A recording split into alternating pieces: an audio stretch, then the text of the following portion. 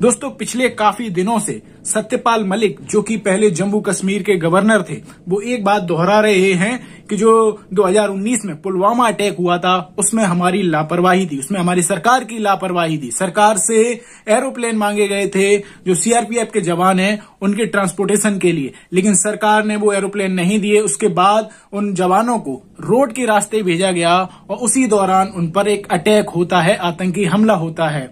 हालांकि वो ये बात कह रहे हैं ये आतंकी हमला पाकिस्तान के द्वारा कराया गया था, लेकिन हमारे पास पूरे इनपुट थे, हमारे पास पूरी सूचना थी कि ऐसी कोई घटना घट सकती है, लेकिन फिर भी सरकार के द्वारा वो जो रास्ता था उसे सैनिटाइज नहीं किया गया था। फिर भी उस रास्ते पर कहीं भी कोई जिप्सी नहीं थी पुलिस की जो उन जवानों की सुरक्षा, उन जवानों की जो गाड़ियां थी उनकी कोई सुरक्षा कर सके।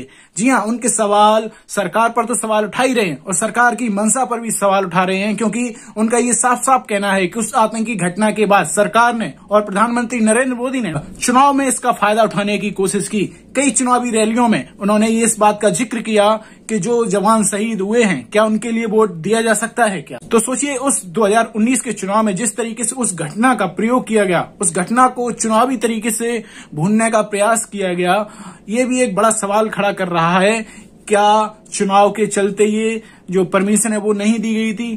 तो जो सत्यपाल मलिक हैं वो बार बार क्वेश्चन कर रहे हैं और वो एक बात और कह रहे हैं। घटना के बाद जब उनकी प्रधानमंत्री नरेंद्र मोदी से बात हुई तो उन्होंने घटना के बारे में उन्हें बताया, तो प्रधानमंत्री नरेंद्र मोदी ने उनसे ये कहा कि आप चुप रहिए, आप कुछ मत कहिए।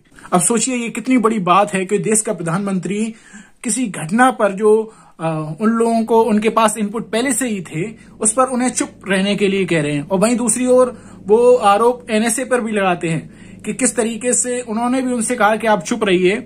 और तो अब ये सारे खुलासे हो रहे हैं। हालांकि अमित शाह ने ये सवाल उठाया था कि जब वो राज्यपाल थे तब उन्होंने ये बात क्यों नहीं उठाई। उन्होंने उसका जवाब दिया कि मैंने तब भी उठाई थी, लेकिन मुझसे चुप रहने के लिए कहा गया था। मैंने तो बात कही थी और मैंने एक इंटरव्यू में भी ये बात कही थी उस टाइम कि आप इंटरव्यू उठा के देख लीजिए। और सबसे बड़ी बात, उस समय का जो अखबार है दैनिक भास्कर, उसमें भी ये खबर छपी हुई है कि किस तरीके से सीआरपीएफ के जवान है उनके लिए जो एरोप्लेन मांगे गए थे उनका जो मामला है वो अभी भी अटका हुआ। जो खबर उस दौरान भी थी वो फिर से खबर उठी है। तो लेकिन जो मेन स्ट्रीम मीडिया है, अब देखिए वो खबर भी नहीं उठा रहा है। सवाल सरकार पर उठते हैं तो मेन स्ट्रीम मीडिया उन सवालों से बचता है, उन सवालों की जगह दूसरे सवाल उठाए जाते हैं। अब देखिए कि इतना बड़ा मुद्दा, इतनी बड़ी सुरक्षा का मुद्दा था, अब और कौन उठा रहा है? कोई एरा गैरा नत्थु गैरा नहीं उठा रहा है। जो कि उसी सरकार के गवर्नर रहे सत्यपाल मलिक जी उठा रहे हैं। जो जम्मू कश्मीर के गवर्नर रहे उस दौरान वो सवाल उठा रहे हैं। वो तो आपके सहयोगी थे, वो कोई अलग नहीं थे और उन्होंने कोई इस समय पार्टी आईटी ज्वाइन नहीं की है। वो कह रहे हैं मेरा काम है सच को सामने लाना, तो वो सच सामने ला रहे हैं।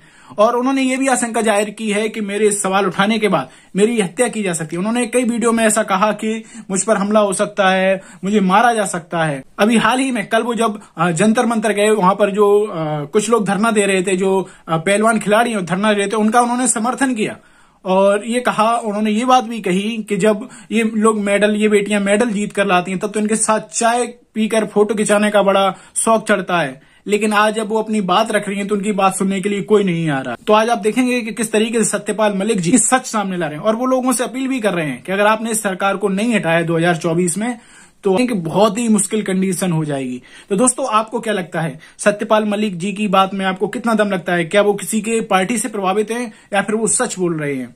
आप भी हमें कमेंट बॉक्स में बताइए। धन्यवाद।